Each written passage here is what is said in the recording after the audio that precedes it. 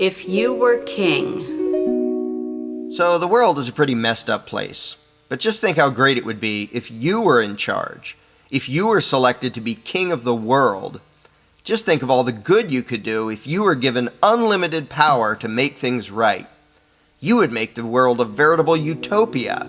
You could feed the poor and house the homeless and defeat the wicked and protect the innocent. You could save the world. Everyone would love you and thank you.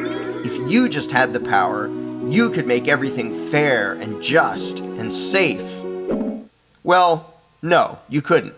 You might try and you might mean well, but any great and noble plans you had would soon fall apart, and you would turn into a tyrant. This isn't because you're stupid or because you're a bad person. Even if you're quite intelligent and have the best of intentions, all your effort to use your power for good would be an absolute, complete, and utter failure. Why? Well, let's consider a few examples. Agenda item number 1. Helping the poor. Suppose, as a benevolent king, you decided to give lots of stuff to the needy, to help the poor.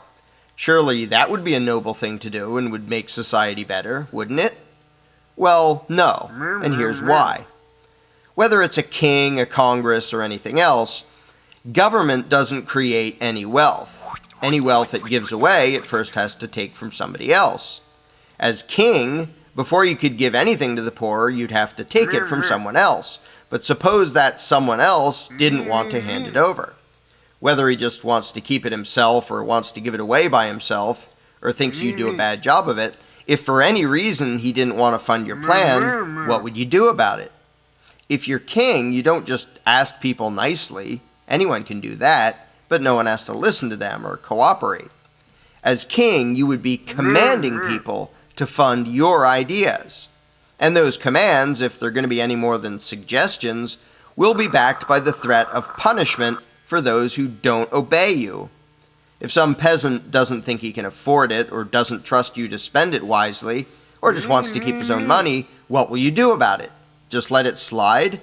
Not if you want to have any power. If your subjects can ignore you without any consequences, then you have no power. So the peasant who wouldn't fund your plan must be punished and made an example of. Suddenly, you're not just benevolently giving stuff away, you're hurting people who don't want to do things your way.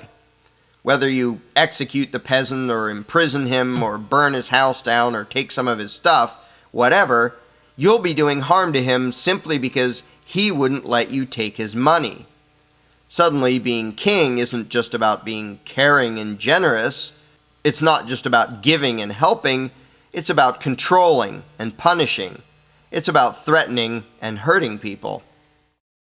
Agenda item number 2. Serving the common good. Next, maybe you'd want to build public schools so your subjects' children could get a good education. And you'd build a big library and a public park and museums and zoos and a great road system and hospitals and all sorts of things that will benefit the people in general. And your people will love you for being so charitable and thoughtful. But again, how do you pay for it? Kings don't get castles and piles of gold by working hard. They get those things by taxing their subjects. Every penny you spend, whether you're spending it on yourself or on so-called public projects, you first have to take from your peasants. In reality, you're not giving them anything. You're merely spending their money for them. What if they wanted to spend it some other way? Well, if you let everyone spend his own money, you would have no power. Asking nicely won't do it. If some peasant wants to buy a bigger house instead of helping to pay for a library, or wants to buy more land or save for the future instead of chipping in for a public school, what will you do? If you do nothing and let him get away with that, all your power is gone. Again, to remain king, you have to punish those who won't fund your agenda. So not only are you merely buying the peasantry things with their own money, rather than giving them anything that actually belongs to you, but you're also threatening to cage or otherwise punish them if they resist your efforts to spend their money. You can loudly proclaim that it's for their own good and that your plan is better for the people as a whole, But if some of them don't see it that way, you're still going to have to send out your mercenaries to crush any dissenters. Agenda item number 3, enforcing good choices. So, trying to be a benevolent king by giving your subjects things that you bought with money you first stole from them turns out to be a lot less noble and less fun than you had expected. So you try a different approach. You decide to use your power and authority to make people live healthier lives. You require everyone to exercise for at least an hour a day and to eat a well-balanced diet. Undoubtedly, that would improve the health of many of your subjects. So how could they complain about that? What could be wrong with that? Well, what do you do if somebody disobeys? If some peasant won't eat his vegetables, what do you do about it? Ask nicely? Being in charge isn't about asking, it's about telling, it's about commanding.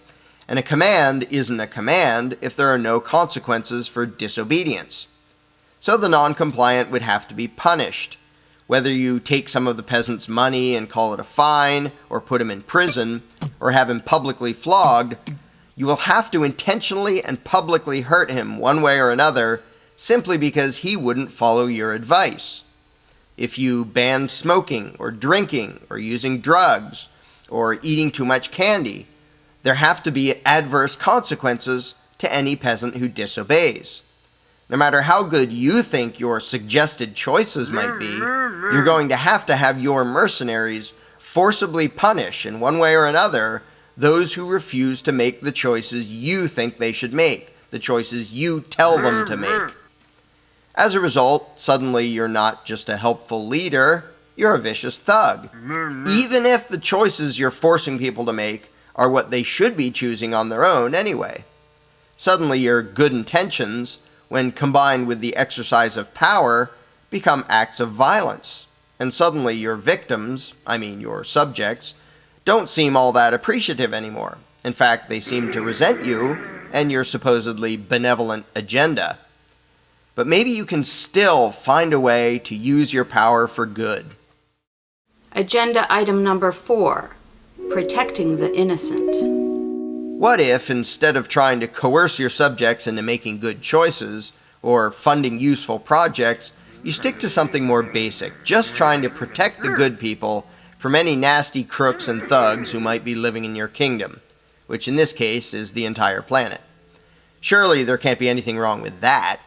If there is any way to use power for good, it has to be protecting the good from the wicked.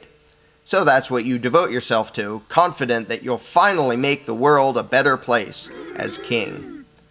But again, your subjects don't have a choice about funding it. If they think your enforcers are abusive or corrupt, if they think your view of justice is skewed, if they don't think your protection services are worth the price, do you allow them to opt out? Not if you want to remain king. The mercenaries you hire, the prisons you build, the army you create with its war machines, not all of your peasants will want it or will agree with how it functions. Do you just say, I know best and it's for your own good, and then lock up those who don't pay? Do you force your version of justice and security on them, force them to pay for it and expect them to like it and thank you for it? To say that all you're doing is protecting people while you're sending armed thugs to collect payments from people who don't want your so-called protection makes you look more like the mafia than like a savior and protector. If some peasant wants to protect himself or wants to hire someone other than you and your goons to protect him, do you let him, or do you force him to fund your idea of justice and security? If a peasant doesn't like what your army does or how it does it, do you allow him to choose to not financially support your agenda? Again, retaining your power requires you to violently impose your agenda on your subjects, forcing them to fund it, crushing any resistance, and doing all of that in the name of defending them against thugs and thieves. And that's more than a little ironic. It's hard to feel noble and righteous, or even honest, while you're routinely committing aggression against people in the name of protecting them. Agenda item number 5, sit in your castle and do nothing. Well, it seems your ambition of using your newfound unlimited power to fix the world hasn't turned out so well. You tried to do good stuff and be caring and compassionate, but everything just came out as threats and violence, because after all, that's what law and government are. So in desperation, you decide to do nothing. You leave your subjects alone and you hide in your castle, sulking. But wait, how did you pay for the castle, and your guards, and all the luxuries you have? Even if you do away with most of it, whatever you end up with, are your subjects going to want to voluntarily pay for you to sit on your lazy butt while they deal with the challenges of reality on their own? Doubtful. So if you intend to continue in this life of luxury as king, you're still going to have to force your subjects to fund it. And that means even if you do nothing at all for the peasants, you're still going to need guards and an army and tax collectors just to remain king. The punchline. And that brings us to the final agenda item, the one you should have started with. When you were made king and appointed to be in charge of everything, you should have said no. When offered the opportunity to rule and command your fellow man, you should have turned it down. If given power over others, what you should have done with that power is nothing. Absolutely nothing. Because power via brute force cannot fix the world. Authoritarian control, whether wielded by a king or an elected government or a constitutional republic, cannot improve society. Why not? Because all such power by its very nature is nothing more than the ability to threaten people and hurt people. And whatever your intentions may be, you can't improve human society, you can't create peaceful civilization by threatening and hurting people. Shouldn't that be obvious, self-evident? Sadly, almost everyone has fallen for the utterly insane notion that the human race can be made more moral and more civilized by taking a few human beings and giving them permission to threaten and hurt, to forcibly rule and control everyone else. Such an idea is pure lunacy, no matter how popular it may be, and no matter how much rhetoric and how many excuses you pile on top of it. You can pontificate all you want about constitutions and elections, representative government, consent of the governed, and so on and so forth, but that won't change reality. And anyone who dares to objectively consider things for 5 minutes will see that the reality of the situation is this. Authoritarian power, in any form, regardless of the goal or motives, is nothing more than the addition of more aggressive, immoral violence into society. It doesn't matter how many nice suits, fancy hats, grandiose buildings, and pompous rituals and ceremonies you use. Whether it comes from King You or a bunch of elected politicians, the power to rule is always and inherently diametrically opposed to the power of being human.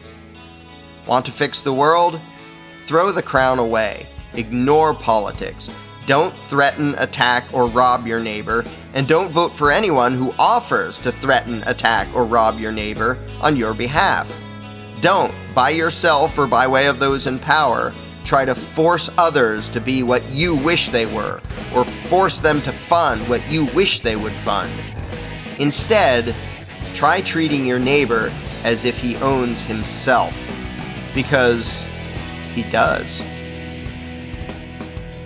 If you want a more thorough understanding of why the game called politics is always destructive and immoral, get a copy of The Most Dangerous Superstition, available at Amazon.com.